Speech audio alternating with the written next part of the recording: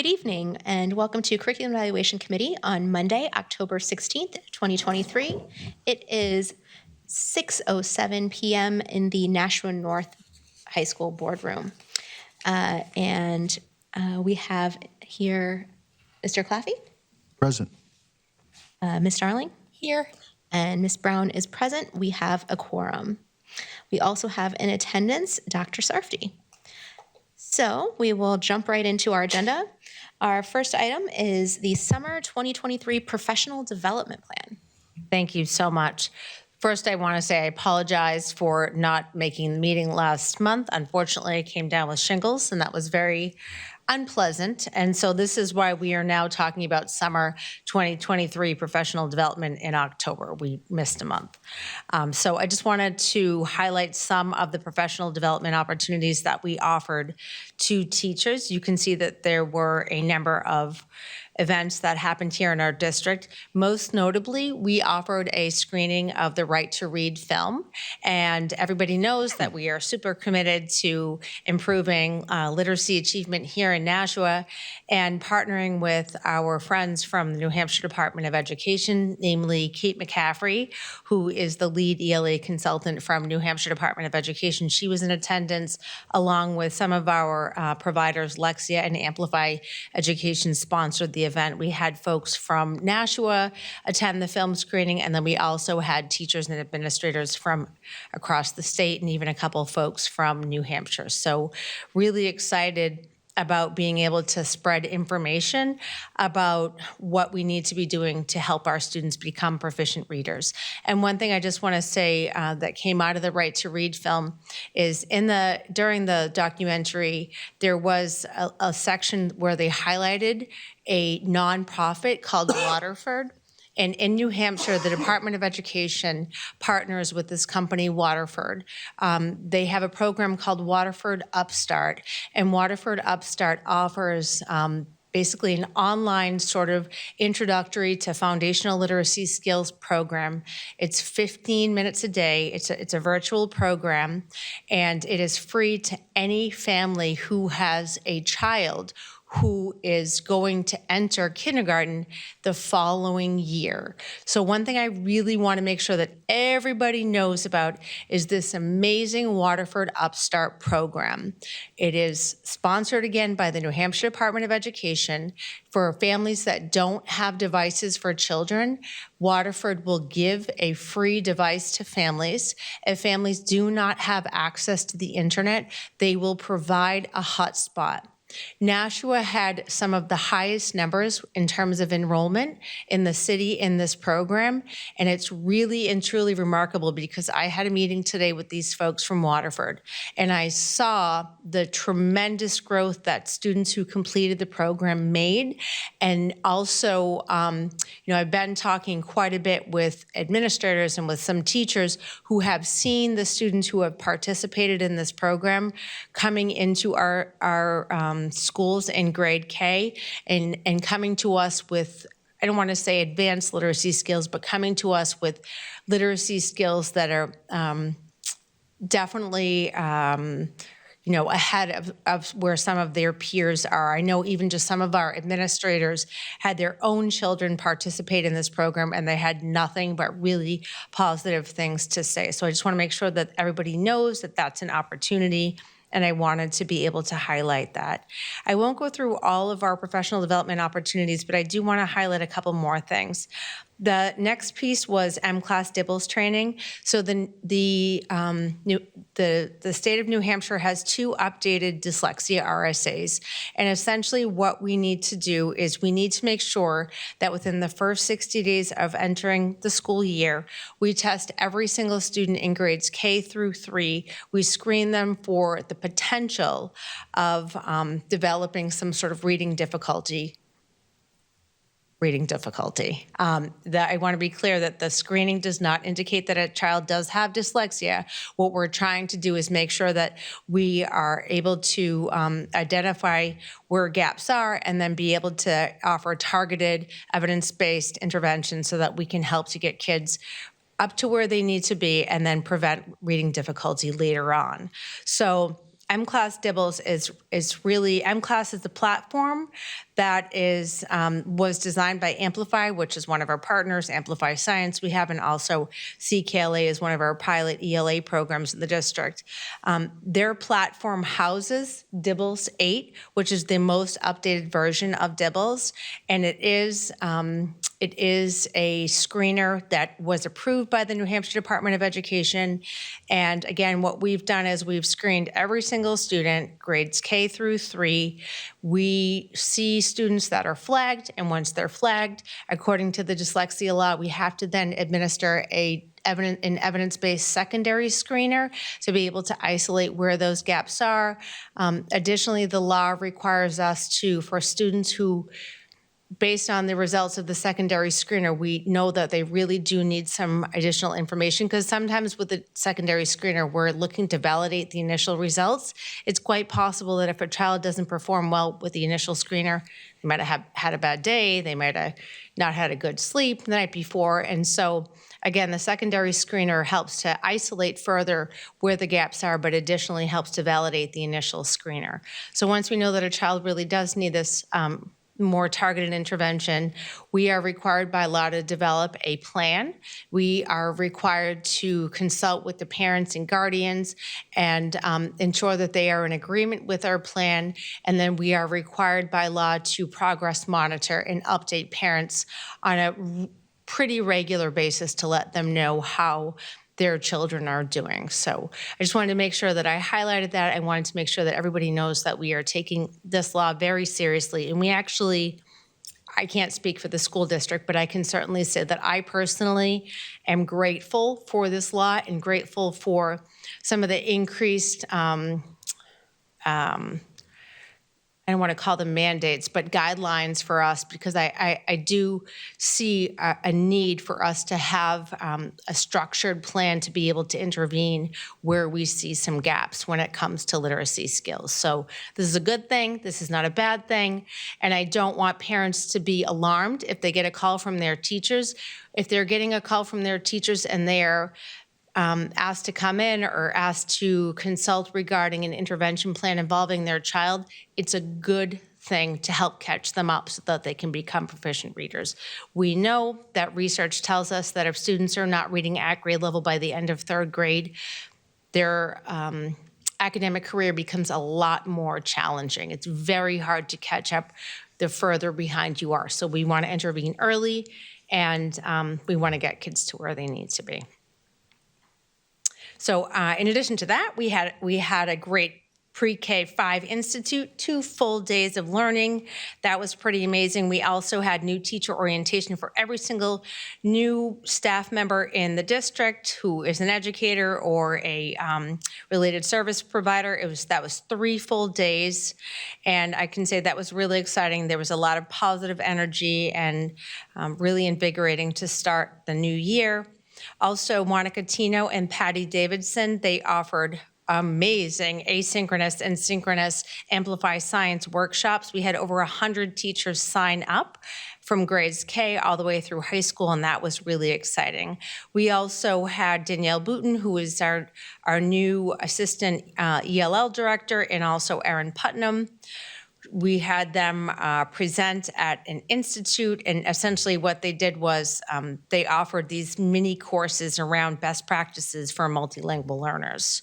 We had some math professional development, Eureka Squared Power Up PD, which essentially is professional development for the new updated version of Eureka Squared, and that was very well attended. And then we also had Peter, don't quote me on the pronunciation, Lilladal, the author of Building Thinking Classrooms, somebody who has been recognized in our classrooms from pre-K all the way up to grade 12, present to our staff across all grade level bands. I had the opportunity to participate in one of those sessions, and I can say that I learned quite a bit. So those were our most notable summer professional development opportunities.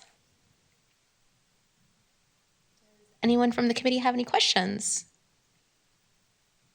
I just have one question about the dyslexia screening. Is that something that typically the classrooms teachers do, or is that a pull-out service?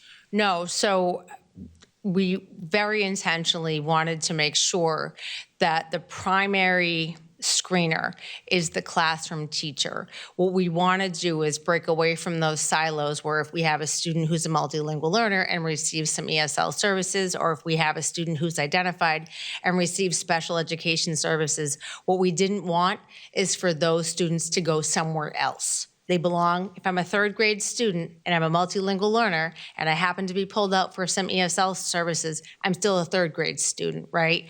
So the primary screener is always going to be the classroom teacher. And then certainly when it comes to the results, analyzing the results, determining which secondary screener you have to administer, and then also what the intervention plans looks like, that's when we bring in some of our other folks, such as the reading specialists, special educators, and ELL teachers. Very much. I think if that's all, we can move on to, there's nothing to vote on for this particular item. So we'll move on to some more professional development information and other things with the November 7th in-service day. Great. So for the November 7th in-service day, you can see this is, I am calling this a draft agenda. And the reason why I'm calling it a draft agenda is because it is possible that we are going to add a couple more sessions. So that's why you see draft on it. But essentially, we want to make sure that teachers have professional development opportunities that are meaningful to them and that they need to help them improve their practice and also help them to feel as though they're prepared with our new curricula. So the MOU states that half of the day is teacher choice and the other half of the day is district directed. However, at the elementary level, I can't speak for secondary, but I can tell you at the elementary level, I'm not mandating any professional development, just that teachers have to choose from at least one item on this menu. So I would rather them choose the professional development opportunity that is most beneficial to them. And if they would like to engage in 2 different sessions, they certainly can do that. I can tell you that there are links associated with all of these sessions. I sent the information out last week, and we have, I would say probably most of the people who signed up already have signed up for 2 sessions. So that speaks quite a bit to the dedication of our teachers. They could develop their own plan and submit it to their building principal for approval and work on whatever they needed to. But most of the folks have signed up for 2 sessions. So we have sessions primarily focused on everything related to math. Also, with regard to CKLA, our CKLA pilot, and then M-Class Dibbles. We also have some science sessions. We have some sessions on systems and routines for teachers, and then our curriculum leads, or we call them UA coordinators for music, art, library, PE. All of those folks have decided to offer some sessions to the people that they work with as well, to make sure that our unified arts teachers have meaningful events going on that day. So really excited about that. And I also want to just say, I had some mental health professionals in the district reach out to me, and they offered to provide some professional development opportunities to our staff members. So really just want to commend those folks for identifying the needs in our district and being willing to kind of put themselves out there and offer PD for their colleagues. So that's actually pretty exciting as well. You'll notice that some of our sessions are duplicate sessions because I didn't want people to have to choose either or. So I tried to make the sessions available in the afternoon and also in the morning, or morning and afternoon rather, so that they could choose the ones that worked best for them. Does anyone have any questions about the upcoming day? No? I do like the fact that it's half-day teacher choice and half-day district directed. I think that still leaves a lot of flexibility, especially when you create it like the menu. I think that's a really good plan. So that we can make sure that people are getting what they need specifically for their classrooms. Okay, so we will go ahead and move on to the follow-up on extracurricular activities. This was from a previous meeting, I believe we had a question. Or is this? Yep. Just looking for my, Yes, this is about the band and Sure music is. programs and how. All right, so go ahead and give us the update on yeah. that. So essentially, where we are is all of our schools. All of our schools are offering band and chorus. There was no disruption to band and chorus availability in any of our schools. We've always had offerings outside of the school day, and that is, we've always had some offerings outside of the school day, whatever that looks like. Those offerings outside of the school day have continued, and schedules have been worked out so that whatever we could offer during the school day to not interrupt core instruction have been available. I can tell you, so I'm not sure what you received on your end, but I can tell you transparently that I personally, since we have figured out the schedules, and since the school year has started, I personally have only received one parent complaint, and I followed up with that parent, and I haven't heard anything else. Like I said, it's band and chorus. We are greatly in support of. Every single one of our students receives 50 minutes of unified arts instruction every single day. What we just don't want to do, and what we can't do, is interrupt core instruction, because we don't want to create instruction gaps in our schools. We want all kids to have equitable access to core instruction. And, I've talked about this before, definitely in alignment with federal law and definitely in alignment with our settlement with the Department of Justice. So happy to say that, the music teachers that we worked with were great to work with. Tina Lincoln, who was our UA coordinator at the elementary level, she's very collaborative and very supportive and very positive when it comes to working things out. And I haven't heard anything since, so. Excellent. And when you and I spoke on it, what it seems to be is each elementary school is kind of doing, not kind of, they are doing what works for their individual building. The principals are very involved, and the UA teachers in those buildings are also very involved in the scheduling to make sure that as many kids who want to participate are able to participate. 100%. And that's actually a really good point, that every single building is doing what works for them. So I can tell you, for one example, is there is one school that is typically a walking school. When there has been after-school concerts around the holidays, the concerts weren't very well attended because, again, it's typically a walking school. Everybody in the neighborhood walks. I know I came from a neighborhood and a school just like that. So it gets dark really early in the winter time. It also is very icy and not so easy to navigate streets during the winter time sometimes.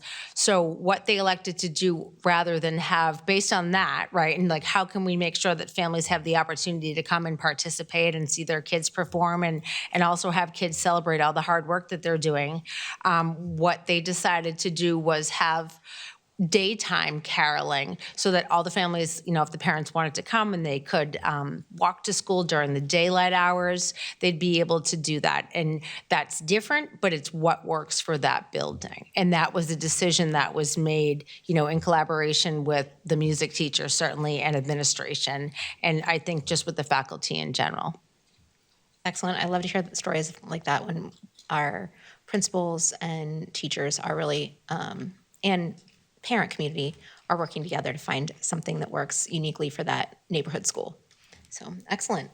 Does anybody have any questions? Go ahead. Yes, Mr. Claffey. Thank you. Could we, at our next full meeting in 2 weeks, get just a list of the elementary schools and when band and chorus is being offered in each one? Yeah. In 2 weeks, so just so the board or the public knows it's being offered and here's when. Yep. Okay, thank you. Yep, absolutely. That's a good idea. Thank you.